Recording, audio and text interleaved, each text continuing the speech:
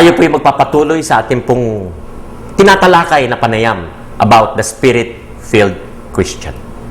Kanina po, nasabi ko po sa inyo that if we could only burn with the zeal and the openness of the apostles gathered on that 50th day after Easter, then we would feel the tongues of fire at work in our hearts.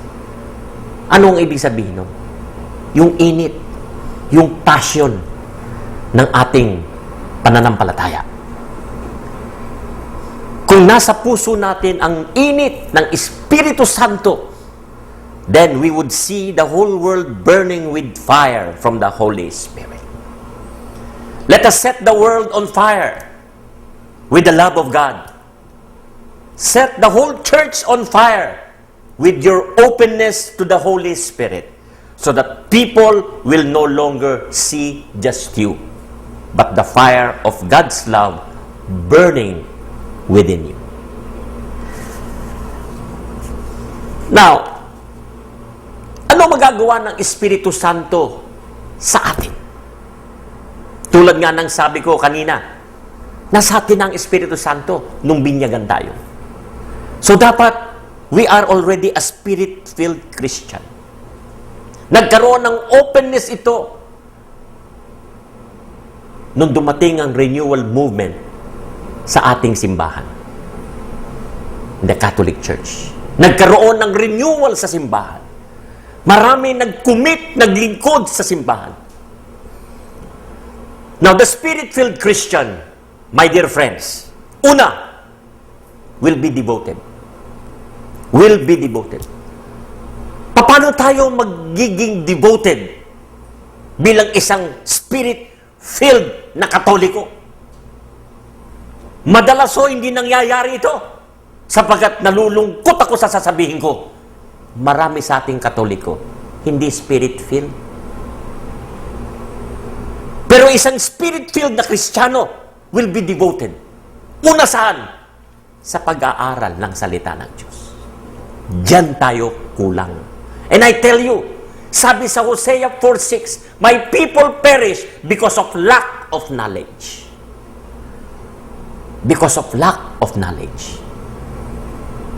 Nais kong basahin sa inyo sa 2 Timothy chapter 2 verse 15. In 2 Timothy, in the second letter of Paul to Timothy, chapter 2 verse 15, sabi po, pagsikapan mong maging karapat-dapat sa Diyos, manggagawang walang dapat ikahiya at tapat na nagtuturo ng katotohanan. We are to hide God's word in our heart. 2 Timothy 2:15. Sabi naman sa Psalm, sa aklat ng awit, Psalm 119 verse 11. In Psalm 119 verse 11, ang liwanag ho ng sinasabi, ang banal mong kautusay sa puso ko iingatan. Did you hear that? Ang banal mong kautusan, the scripture,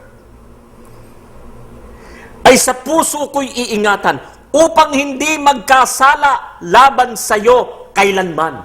Oh my God. Napakaliwanag. Yan ang taong devoted. Punong-puno siya ng Espiritu Santo.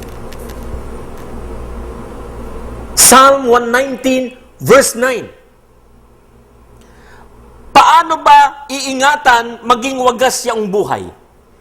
Yung buhay ng binata sa kanyang kabataan, ang tugon ay sumunod siya sa banal mong kautusan. Gusto niyong pagpalain? Sumunod ka sa banal na kautusan. E paano ka makakasunod kung di ka naman nagbabasa? Paano ka makasusunod kung wala kang alam? Hosea 4:6, my people perish because of lack of knowledge.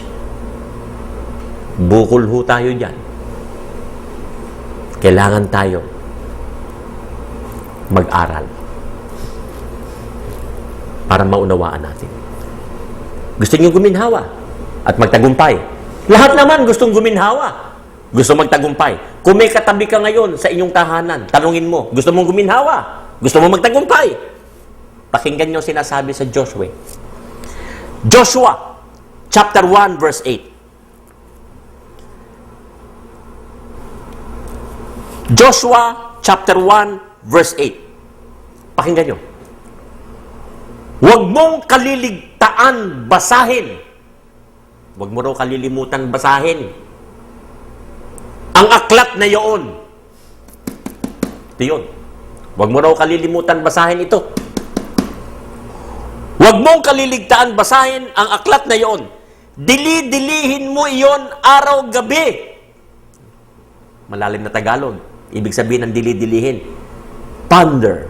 Reflect on it. Day and night. Pagnilay-nilayan mo araw at gabi. Ponder on His words day and night. Dili-dilihin mo iyon araw-gabi upang matupad mo ang lahat ng nasusulat doon. Kaya dapat natin pag-aralan, saliksikin, pagnilay-nilayan upang masunod natin ang kalooban niya.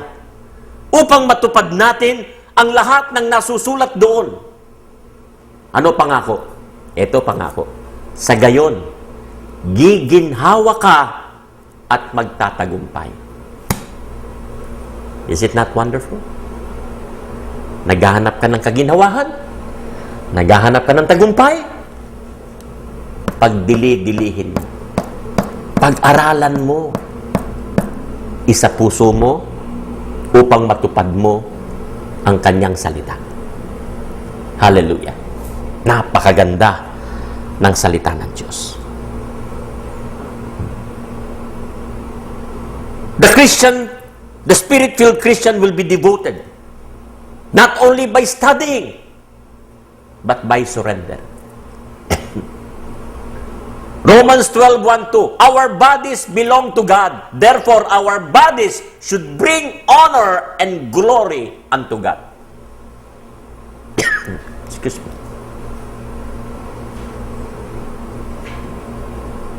We belong to Him. Pagkatiwala mo ang sarili mo sa Kanya. Dapat alam niya ang makabubuti para sa iyo. A Spirit-filled Christian will be devoted by separation. 1 Timothy 5:22. We are to keep ourselves pure. Pure. Tandaan natin. 2 Corinthians. Gusto kong basahin sa inyo. Kaya't lumayo kayo sa kanila. Humihiwalay kayo sa kanila, sabi ng Panginoon. Humiwalay kayo sa kanila, sabi ng Panginoon, huwag kayong humipo ng anumang marumi at tatanggapin ko kayo. God wants us to remain pure. So, the Spirit-filled Christian will be devoted. Another, the Spirit-filled Christian will be dedicated. Will be dedicated. Ang isang punong-punong Kristiyano ay may dedikasyon. Pero bago natin ito pag-usapan, mga minamahal kong kapatid, pag-isipan natin mabuti. Sapat na ba ang kaalaman mo sa iyong pananampalatayang Katoliko? Sapat na ba para masabi mong may lalim ka? Remember, faith comes by hearing the Word of God. Diyan nanggagaling ang pananampalataya sa pag-aaral, sa pagsasaliksik ng kanyang salita. Pag-isipan mo natin. Pag-nilay-nilayan natin.